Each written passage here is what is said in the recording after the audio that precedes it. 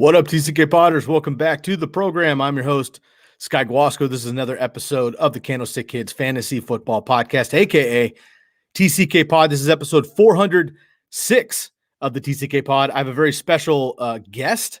Kind of odd to call him a guest, but I'll bring him in just a little bit here. And we are talking AFC West team previews, but we're only breaking down half. Bobby is going to get the other half for you later on this week. Today, we're breaking down the Denver Broncos and the Las Vegas Raiders. If you're watching live, please jump on and give us a subscribe right here on YouTube.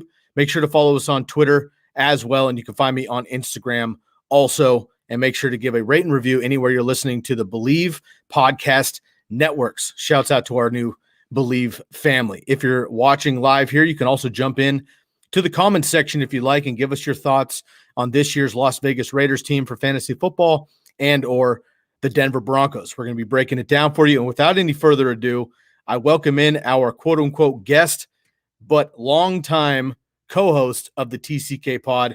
I welcome back my good brother, Lukas Kacer, coming out of retirement, breaking down the Denver Broncos. Man, it's really good to have you back, man. You've been extremely busy doing some personal things from last season, and I was able to have you dust off the rust a little bit and join us for your Denver Broncos to break down the AFC preview. Before we get into this, man, give us a quick recap. How you been?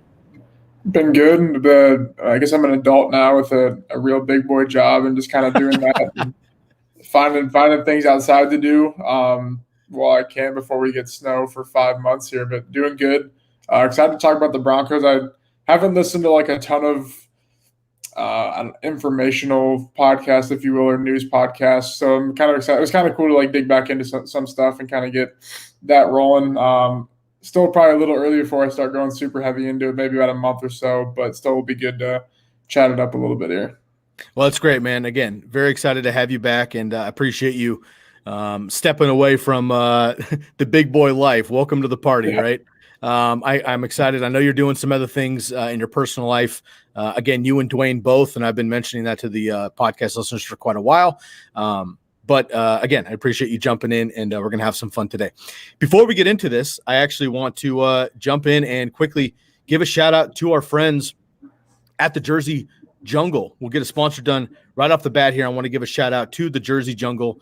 You can go to the Instagram and find the Jersey Jungle, DM them, hit up my boy Trenton, get 10% off of one jersey, 10% off of two jerseys, 15% off of three jerseys at the Jersey Jungle on Instagram. Use the promo code TCK for any NFL jersey, NBA jersey. You got the Suns and the Bucks in the NBA Finals. If that's your jam, you can get up their jerseys. You can get the throwback jerseys home and away as well. You can get some rookie NFL jerseys if you'd like. You can get some throwbacks also to match the new NFL policies coming in 2022 and 23. We have the baseball all-star game coming up as well. You can catch some of your favorite baseball all-stars. They also have hockey, world soccer, and they have custom jerseys as well. So make sure to go to Jersey Jungle on Instagram, hit the promo code TCK for 10% off of one or two jerseys, 15% off of three jerseys, and my boy Trenton will hook you up. Lukas, it's been quite a while, man. What do you think about the new jerseys, the new rookie class for the Broncos? We haven't talked to you much. Are there any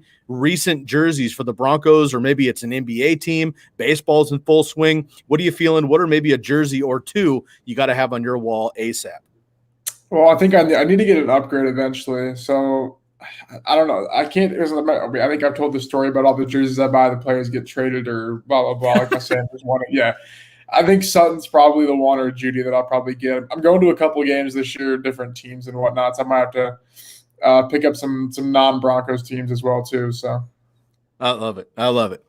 All right, man, let's dive into this. I'm going to get us started here today to kind of give us the flow of this new segment. Again, you and I are breaking down the Raiders and the Broncos. Bobby and a special guest to be named will be breaking down the Chiefs and the Chargers later this week to break down the entire AFC West. And then we will move on next week to another division and break down some more teams. We're going to be having a lot of guests here on the podcast, and we're extremely excited about that. So let me jump in here, and we'll start with the Las Vegas Raiders. Of course, I grew up down in the Bay Area, as many of you know. I'm a 49er fan, but I'm also a Bay Area fan, and I watch many, many Raiders games growing up as well. So let's dive into this here. All right, we're going to break down every position for the team preview. Of course, there's some backups that aren't as relevant, but we're going to break down the team previews. And let's get started with Derek Carr. Current ECR, expert consensus ranking of quarterback 23. He has an ADP, average draft position, of quarter 26. So kind of a high-end middle QB2.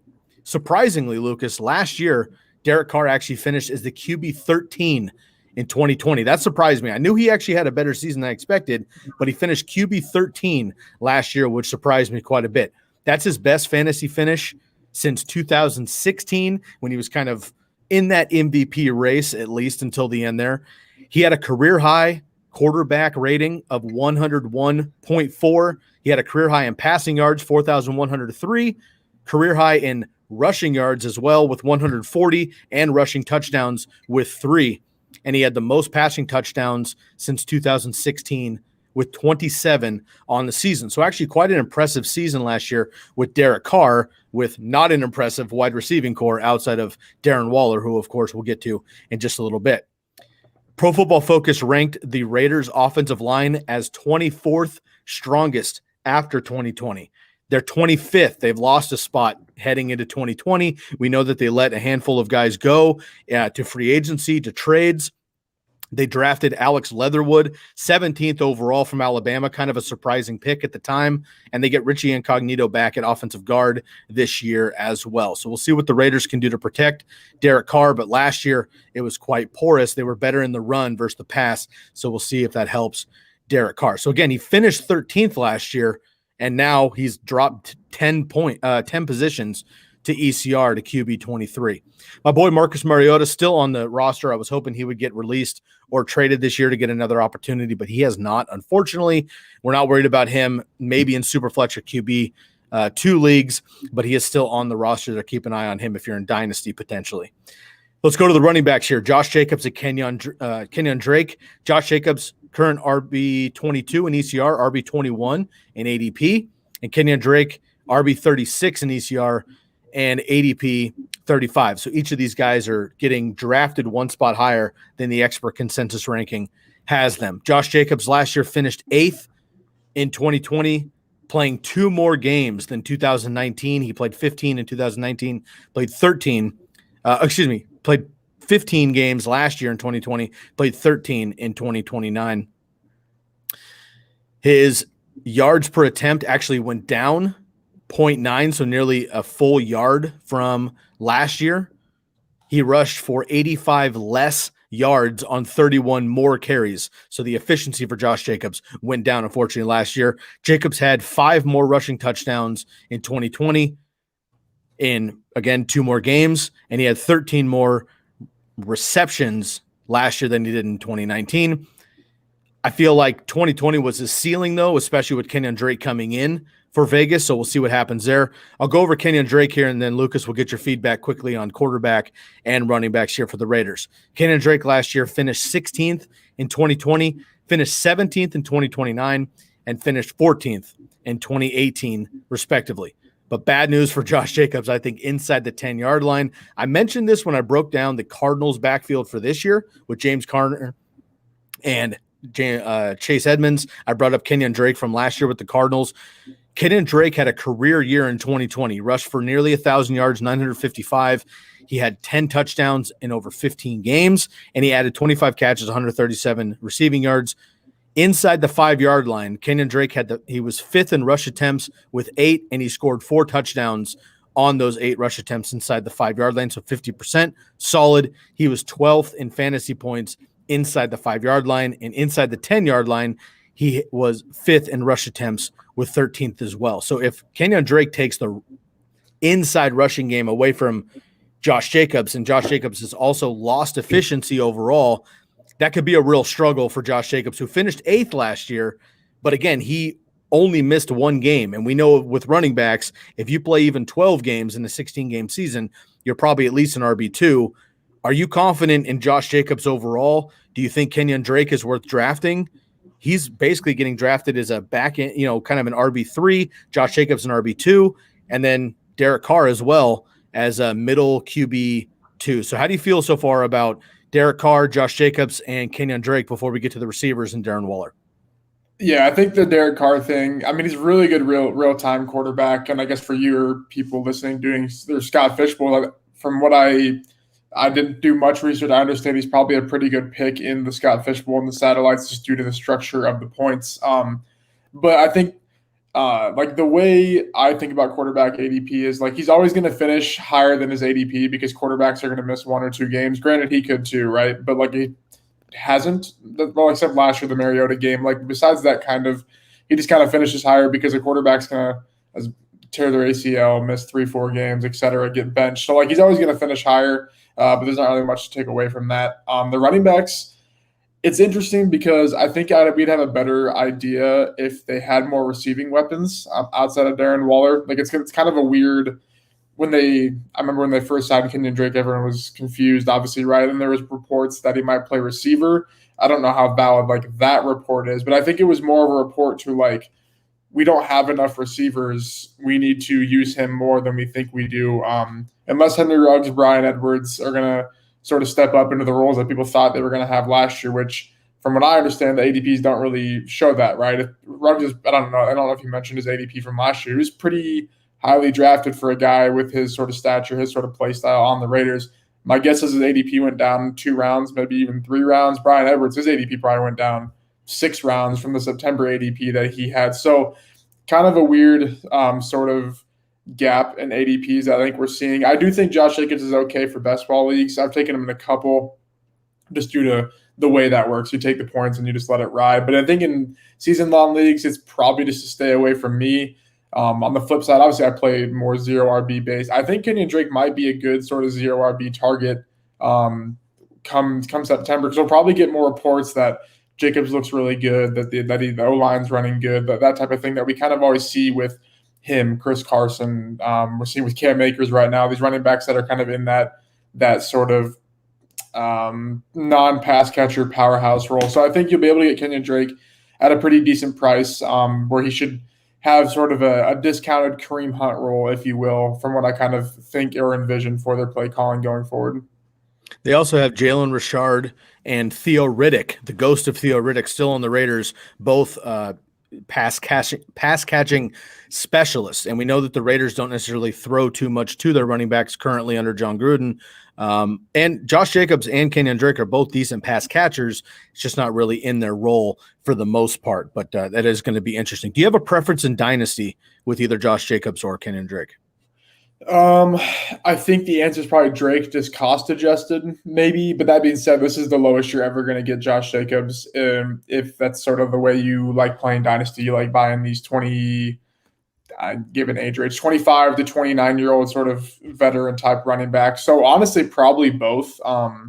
Just because I feel like people are kind of throwing them aside. And I think, like I said, I think people are kind of like, they're lazy is not the word, but they're like not trying to evaluate the Raiders passing game because they're just like, take Darren Waller, that's it. But like something else has to happen in an offense, or else, like we were talking earlier, like they're gonna have 2 wins. They're gonna like they have to have a Nelson Aguilar type like last year. That's why it worked out and they got 6-7 wins because they were able to move the ball downfield. Like you can only do so much outside of Darren Waller. So maybe pay more attention to the wide receiver depth chart. Maybe Ruggs is just a smash at his ADP.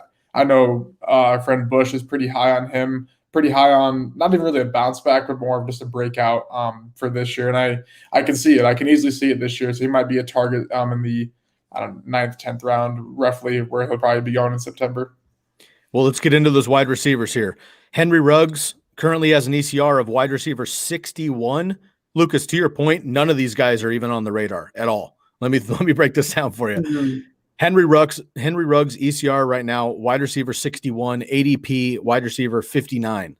Brian Edwards, ECR, wide receiver 80, ADP 179, one spot higher. That's crazy.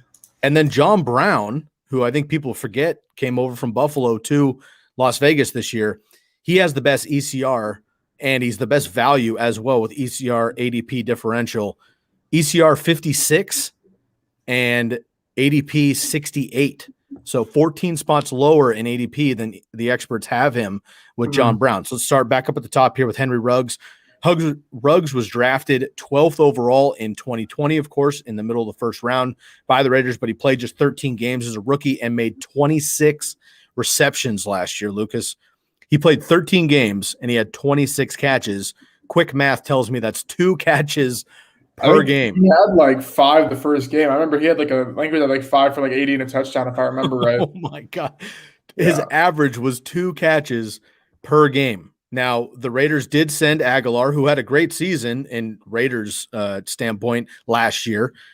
Aguilar's now with the New England Patriots, but they brought in John Brown as well. So the biggest question with this receiving core, A, is Bryan Edwards going to be able to stay healthy? And B, is Henry Ruggs going to be able to be the one?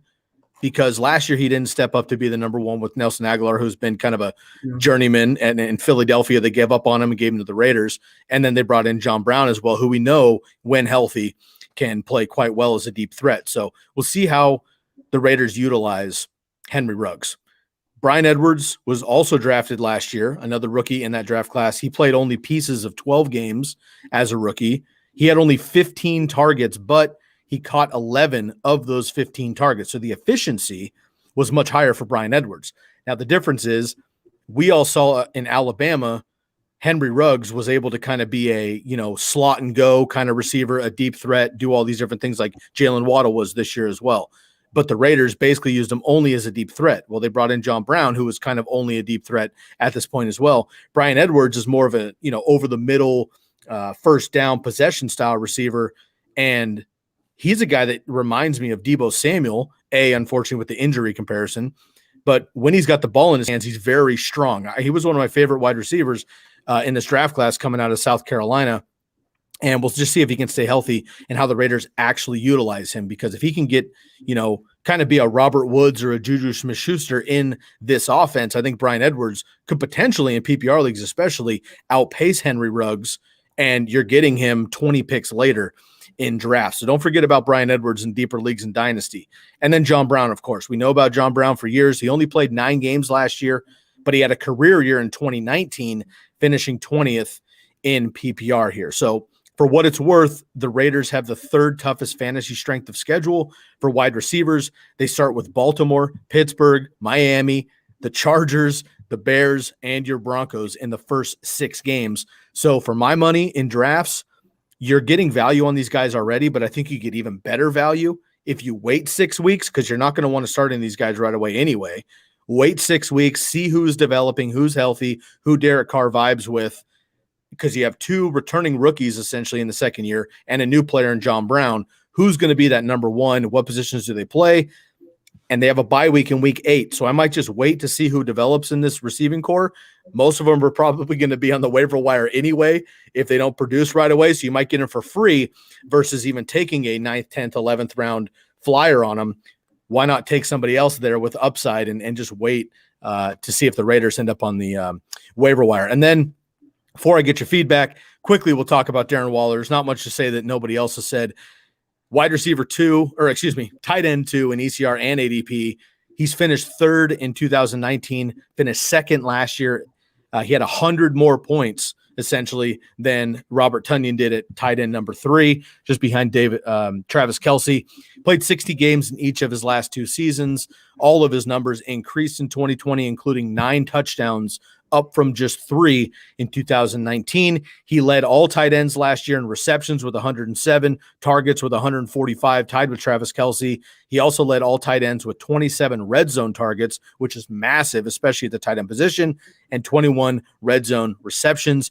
He finished 2020 with 278 PPR points. That would have been wide receiver 6 between Calvin Ridley and Justin Jefferson. So is there anything you'd like to add about Darren Waller? And let's break down these wide receivers here quick. Henry Ruggs, Bryan Edwards, and John Brown. Yeah, I think the receivers, I was pulling up past ADP and some stats for Ruggs. I remember kind of going through. So Ruggs, his ADP was 5 spots higher last year than it currently is right now. And Edwards was 18 spots higher than it is right now. Just general fantasy way I play, if that's the case, you just want to buy the dip, right? Hypothetically, people are going to say that. And then I pulled up some of Ruggs' stats. So his target quality rating on Player Profiler was 1st overall out of all receivers. Target separation 1st, average cushion 3rd, yards per reception 5th, yards per target 9th. And then his average target distance, so ADOT, was 2nd. So like a player like this is sort of where you want to buy back on these lower end ADPs if you can get it cheaper than last year, because I don't want to say these should even out and he should break out, but everything is there in terms of the big play potential that people liked. The quarterback's good. He's, I guess, the wide receiver one, unless John Brown or Waller is hypothetically, but he's going to probably have a decent sort of stat sheet like this again next year. We'll just see if it can hit at a better volume. And yeah, Darren Waller, it sounds like a lot of people are ranking him second over Kittle from what I can see on Twitter. I don't really have input on the ranking hypothetically, because I mean, those three are going to be amazing for fantasy. So I think he probably should be middle round 2. If I had to guess, whereas I don't really know I know his underdog. That's about it. Yeah, that's about it. Yeah. Realistically where he's at, I think people are kind of finally leaning into the early tight end that I've been doing the last 2 years, because it's proven to work every year. So I think he's easily a good pick to pair with a Kamara or someone that you're getting at the 104, 105. Any thoughts on John Brown, and how would you rank the current Raiders wide receivers for redraft? Obviously, in Dynasty, you're going to punt John Brown, and then the other guys are flyers anyway. But in redraft this year, Lucas, how would you rank these three, Ruggs, Edwards, and Brown? And do you have any thoughts on John Brown in general coming over from Buffalo? Yeah, I mean, I think Ruggs is obviously the one, and I think it's a pretty big gap to John Brown. Then I think Edwards is probably below him. I mean, John Brown, I get the signing. I think it seems good on paper, on vacated production, on roster construction of the team. But that being said, I don't think he's been healthy for a long time, as long as I can remember, I guess. And I think it says something to me that the Bills let him go and then sign Sanders, who's realistically the same player. I think it's kind of maybe, but even older, which even confuses it even more hypothetically. So, I mean, he might be worth a shot in some of these best ball leagues, I guess, maybe a redraft league here and there, but it's not going to be 5 catch a game for 80 yards type player that Ruggs could be. Okay, before we move on to the Broncos here, I want to also, and this, I know people hate kickers, but I want to give a shout out here to my man, Daniel Carlson, the Raiders kicker, currently has an ECR of, kicker 13, which doesn't matter because it's kickers. However, Carlson did finish kicker 4 last year. So for those of you in the Scott Fish Bowl that is currently drafting right now and over the next couple of weeks with the slow draft style, you can use a kicker in the Scott Fish Bowl as a flex. I know that sounds ridiculous. I get it. But if a kicker is putting up like Jason Sanders last year for the Miami Dolphins, he was putting up 14 points a week. I mean, you have 4 flex positions in the Scott Fish Bowl. I think you'd be hard-pressed to find a flex 4, if you want to call it that, a wide receiver 6, a running back 5, somebody like that, who's going to be putting up 10-plus fantasy points every single week. And kickers should be doing that for the most part, especially indoor kickers and kickers on good teams. So I know the cool thing nowadays is to get rid of kickers, and I get all that conversation. But in Scott Fish Bowl conversation, which we're in right now, and those of you that play in kicker leagues, the Raiders were second in the NFL behind only the Atlanta Falcons, with 19.6% of their drives ending in a field goal attempt. So what that means is they went down the field, and the Falcons and Younghoe Koo, my guy, was the only kicker to have more opportunities per drive. So the Raiders drive, and they stall for whatever reason. We know that penalties has always haunted the Raiders, or, incompletions, whatever it is, lack of efficiency inside the red zone. Daniel Carlson has more opportunity. So that's probably the most we'll ever talk about kickers on this podcast. However, I did want to throw a bone a little bit because I thought second in the NFL behind only the Falcons, with nearly 20% of the Raiders' drives ending in a field goal attempt, matters. That's when you get fantasy points from your kicker, who finished 4th last year, and he's ranked as a 13th right now. All right, Lucas, why don't you take a break, get a quick water break here before I turn you loose on the Broncos. I'm going to give a shout out to our next sponsor on the podcast, and I want to give a big up to Bomb Banana Hot Sauce, new sponsor of the podcast here. Promo code TCK for 10% off of your order. Bomb Banana Hot Sauce, banana-based, not banana-flavored. Make sure to go to seekthespice.com, and at checkout, use the promo code TCK for 10% off of your order. We want to give a shout out to our friends out of Ann Arbor, Michigan, up there by Dweez.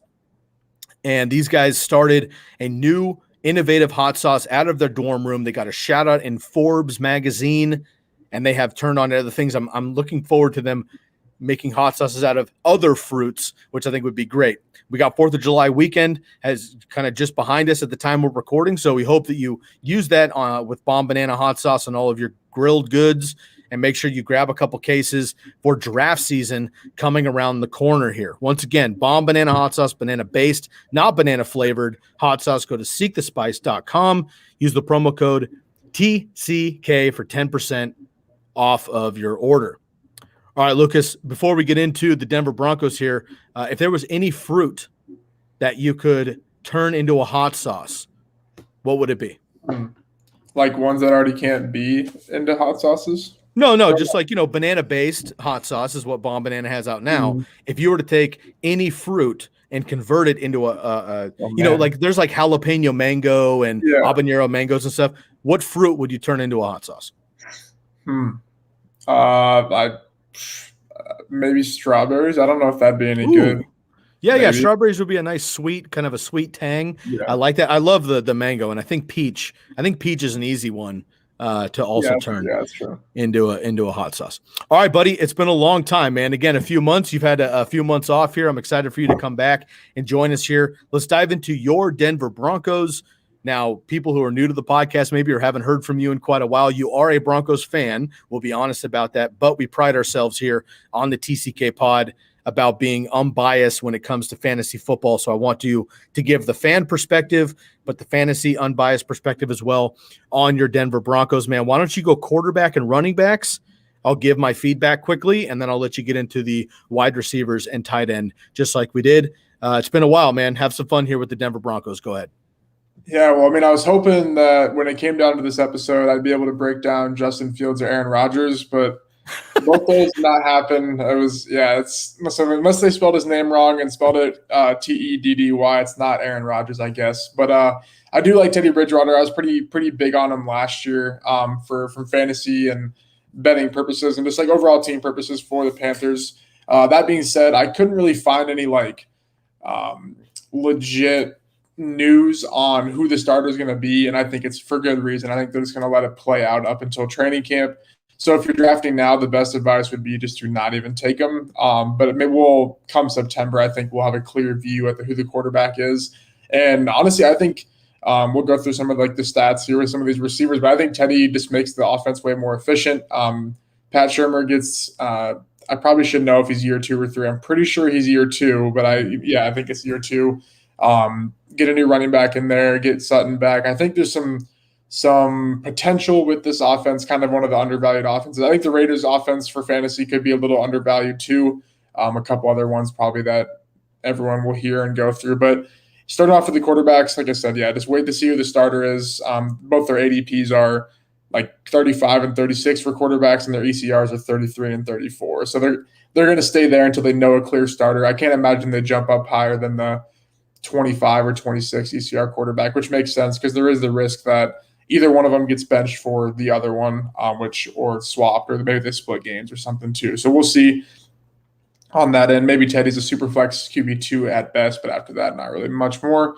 The running backs are interesting though. I was pretty big on scooping up Melvin Gordon in dynasty leagues right after the season ended because he kind of enters that. I believe he's 28, that 27, 28 range of people kind of give up on him. There is the potential for the Broncos drafting a running back, which I just didn't really think was going to happen. I remember us talking about how Philip Lindsay was probably going to not get signed back. That kind of was lined up, ready to go, if you will. But I was really shocked, I guess, that they traded up for Javonte Williams. And the news came out that they traded up because the Dolphins were going to take him. So they really liked Javonte, and they really didn't communicate with Javonte that he was the pick, if you will, or they were going to come up and get him. It was kind of a shocker to him. I was listening to an interview. But yeah, going forward, I guess where I'm shocked is these ADPs, I guess. So Javonte is an RB25 ADP to Gordon's RB27, and their ECRs are actually Gordon RB27 and Javonte RB30. So I think people are just kind of taking their time to adjust to this full switch of maybe Javonte is the starter, maybe Gordon's the starter, not really for sure. But Gordon was RB14 last year, played 13 games. Kind of your Josh Jacobs, Chris Carson grows 14 points per game, just kind of gets the job done. And that's kind of what I expect him to do coming into this year. That's why I was pretty big on going and picking him up.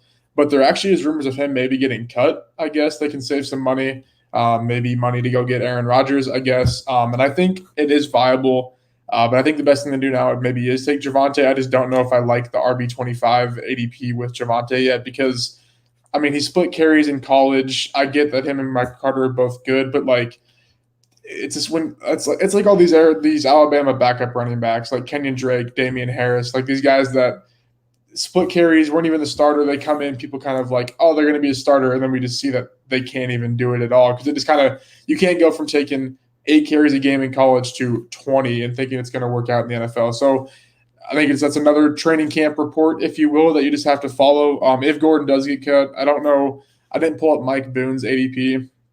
But he'll be. I think even now he's still a really viable 0 RB guy. Obviously his ADP will rise if Melvin Gordon gets cut.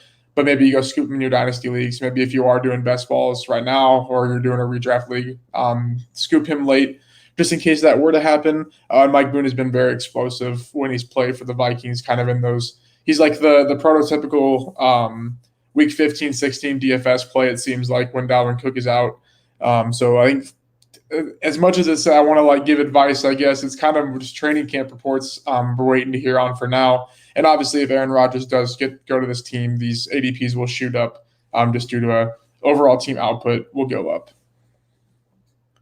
Of course, and maybe I just didn't hear you, but I'm not sure you mentioned the best Broncos running back on the roster, which is Royce Freeman.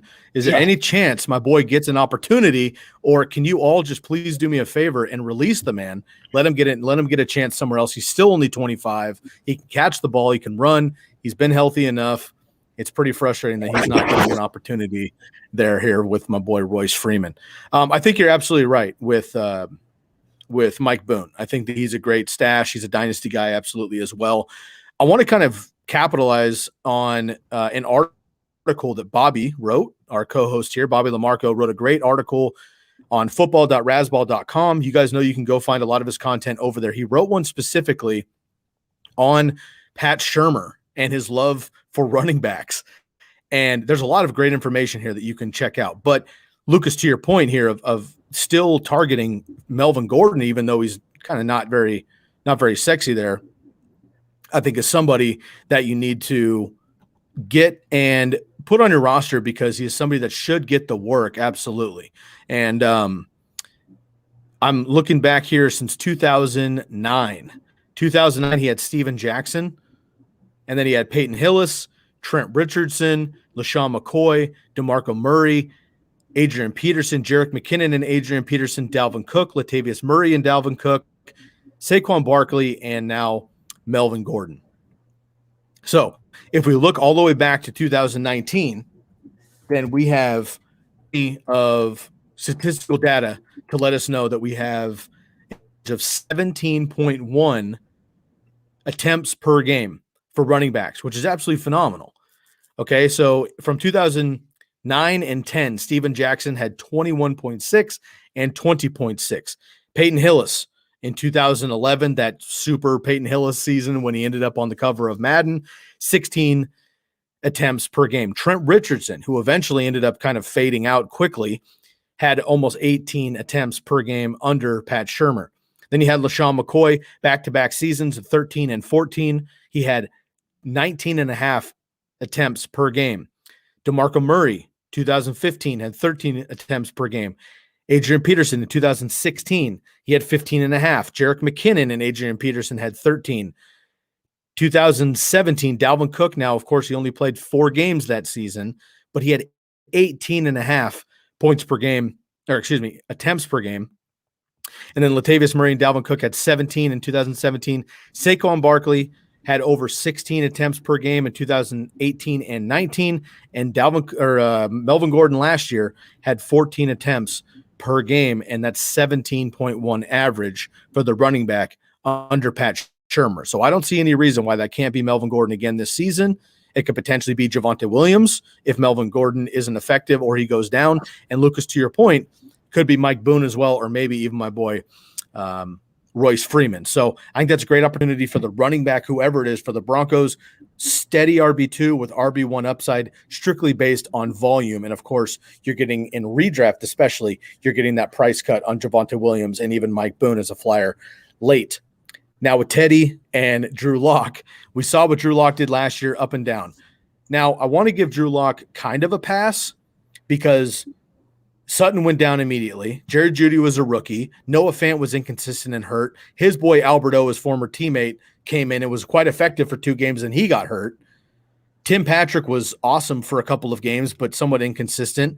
Deshaun Hamilton was okay, but not very consistent as well. And KJ Hamler was also a rookie. And then you had a new running back also with Melvin Gordon coming in for Phillip Lindsay. So the offense in general was kind of in shambles last year with the Broncos, and Drew Lock had his ups and downs. Fine. Teddy Bridgewater has played for multiple teams, and we know what Teddy Bridgewater is. He's a very efficient and highly effective quarterback, low ceiling, decent floor, can't run anymore necessarily, but he's going to have pinpoint accuracy, which we know, but a low ADOT. But when he throws it deep, he's also quite accurate. So it's going to be interesting to see which quarterback benefits this offense. If it's Drew Lock with more of like a run and gun down the field, that probably benefits KJ Hamler and Cortland Sutton. If it's Teddy Bridgewater, then Jerry Jeudy should be at least DJ Moore in this offense, and maybe they push the ball a little bit downfield, and I like the tight ends a little bit more there as well. So it'll be very interesting to see who wins out this position battle at quarterback, Drew Lock from last year or bringing in Teddy B. Looks like Teddy B looks really good, and he and Jerry Jeudy have hit it off early here. So we'll see what happens with the Broncos quarterback and running back scheme. But, Lucas, maybe you can tell me something here with these wide receivers and tight ends here for the Broncos. Yeah, I think the main one is that, like, the scaredness, if that's the word, of Cortland Sutton, ADP and ranking. He's going as the wide receiver 32 right now in these high-stakes leagues. His underdog ADP, I think, is 31. So he's kind of floating around there. And I think the part that shocks me is, so 2 years ago, 2019, he played a full season where they had Joe Flacco, Drew Lock, Brandon Allen, big cluster of quarterbacks. And he ranked over all receivers. He was tied for 5th in red zone targets at only a 50% conversion rate when the Broncos ranked 26th in red zone, the Broncos ranked overall 26th in red zone accuracy, meaning every time they got in there, did they come out with a touchdown or field goal? And then vice versa, they ranked like 23rd, I think, in overall red zone attempts. So he ranked 5th while being a team of 23rd, meaning he was just the main target in the red zone. And I don't think Jeudy affects that role at all, because I think, like you said with Teddy, that's sort of quick. If you watched or remember the game they played the Titans week 1, when Sutton was healthy, Jeudy was running really quick, short slants, short hitch routes within the 5-yard sort of range. And he got peppered with targets because that's where he excelled at college. Everyone can talk about his route running and his footwork because he does burn guys in the short game. So I think come now, like, Sutton basically, obviously coming off an ACL, which is kind of scary, I guess, but he has an upgraded situation from 2 years ago when he had the 5th most red zone targets in the league with Joe Flacco, Brandon Allen, and Drew Lock. If Teddy gets the job, right, if he's the main quarterback, like, that red zone efficiency and red zone accuracy is only going to go up, which means that Cortland Sutton, who is fantastic in the red zone, is only going to see more targets. He's only going to produce more on those targets than he did 2 years ago, and then he's sitting at wide receiver 32. Just naming names off here, like, I think I would take him honestly over Claypool, Juju, obviously Odell, DJ Chark. I think 3 Pittsburgh Steelers receivers and 2 Cincinnati receivers over him just seems kind of iffy, right? Because it seems kind of hard for all 3 of those receivers on the Steelers, for how much people don't like the Steelers this year, to actually finish ahead of him. So I think he's had a good opportunity to capitalize on. And then Jeudy, I think in his own right, he's wide receiver 36 ADP, 38 ECR. I think that's pretty fair for a ranking, because I think it's kind of like a Henry Ruggs situation where, like, ideally we think he's going to break out. This is all going to happen. But he did have some drops last year. I don't know if he broke the record, but I know he was first for worst target quality when targeted to him. I think it was the record. I want to say. Yeah, it was brutal. Like, people could say you have drops, but his target quality was, I have it right here, 107th in target accuracy, 97th in target premium, which is on player profile. It basically just compares the team output, like how good they are in like some algorithm with the targets. So it's not just like target accuracy, because maybe they're running only Hail Mary passes, right? So like you kind of have to have a big combination of it.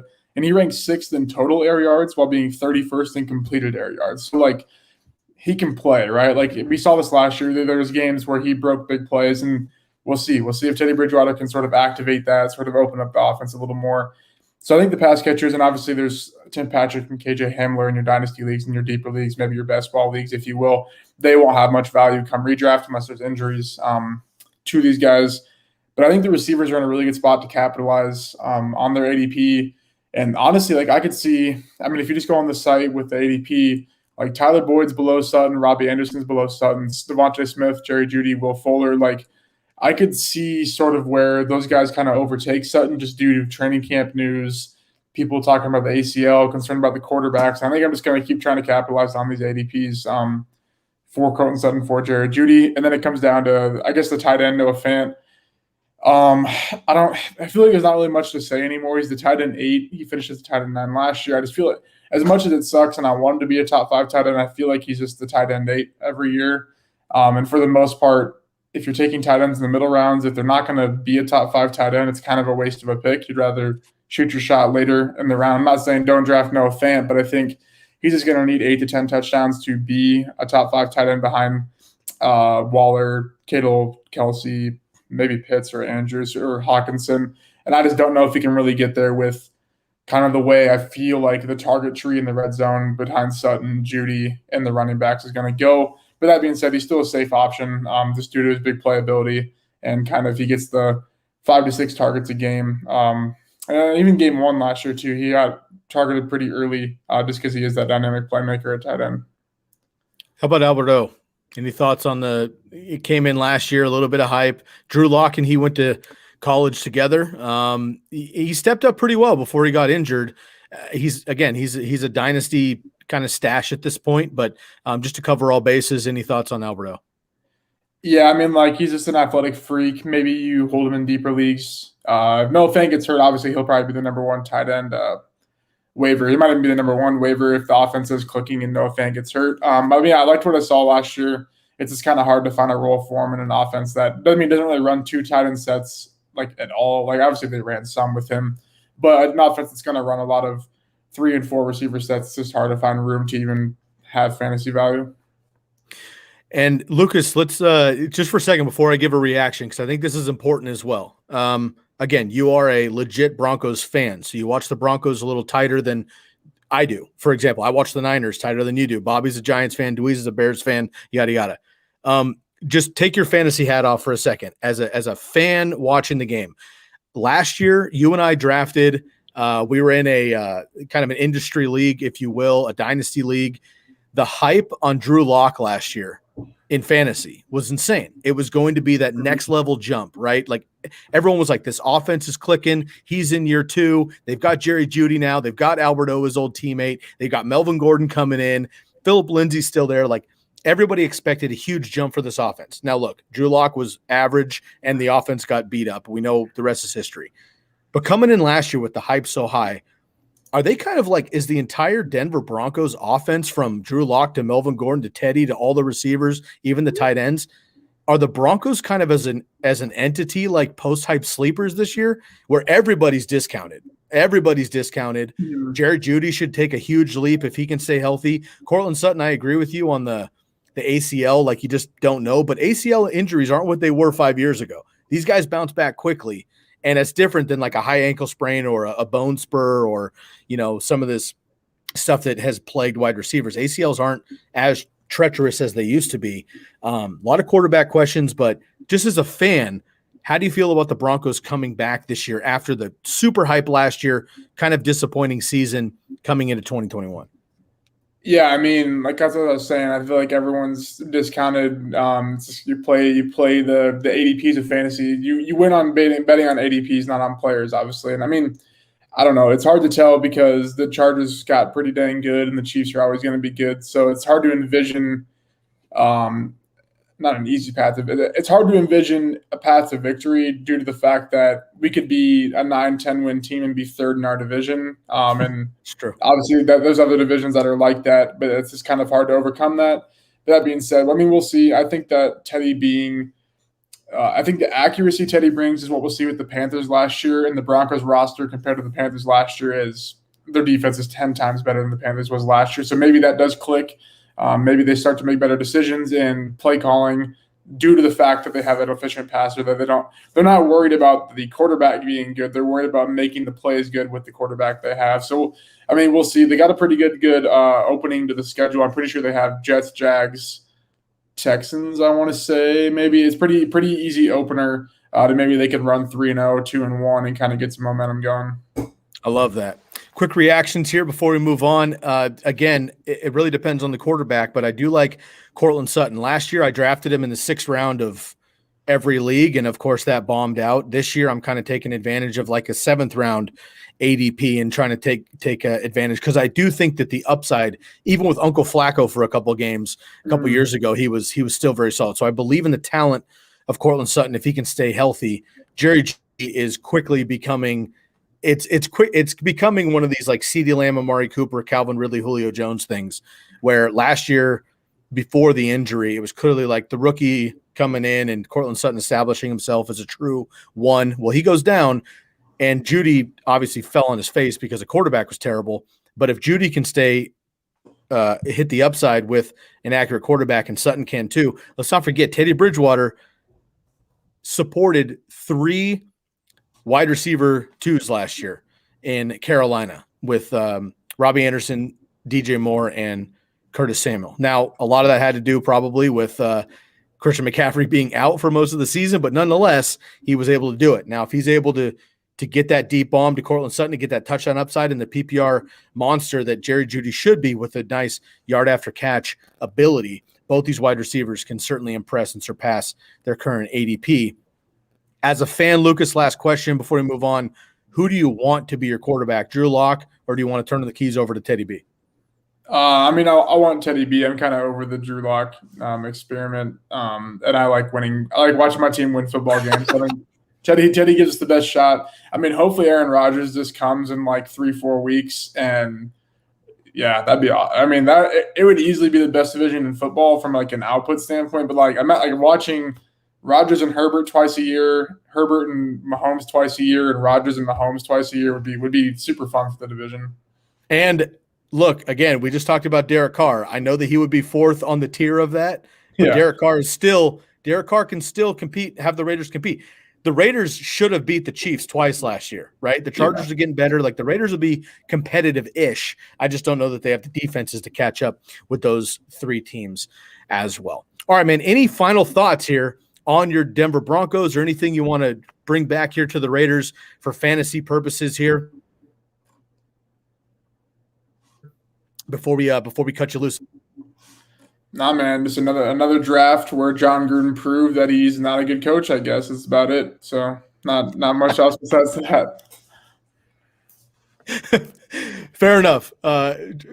Lukas Kacer, the leader of the John Gruden fan club. Appreciate that. Yeah. Before we get out of here, man, I want to give another shout out here really quick to our newest sponsor. That is Red Zone Draft Boards. Use the promo code TCK for 10% off. You go to draftwithredzone.com. You have the Red Zone Draft Board. So those of you, look, in most places, right, the quarantine has loosened. You're able to get out and about. And if you're able to have a live draft responsibly this summer, make sure to do it with Draft with Red Zone and get your draft board from Draft with Red Zone, TCK 10% off. You get a draft board, you get all the stickers, you get custom stickers. They have rings, they have trophies, they have smack talking labels you can wear. You can put on people who maybe finished last year. You can call your shot this year. They have all sorts of fun things.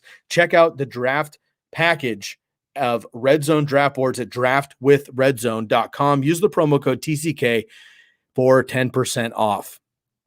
All right, Lucas, we're going to get out of here, man, but it has been an absolute blast to have you back on the team for this evening's breakdown of the Raiders and the Broncos. Hopefully we can do it again soon. You can make sure to find Lukas on Twitter at Lukas Kacer.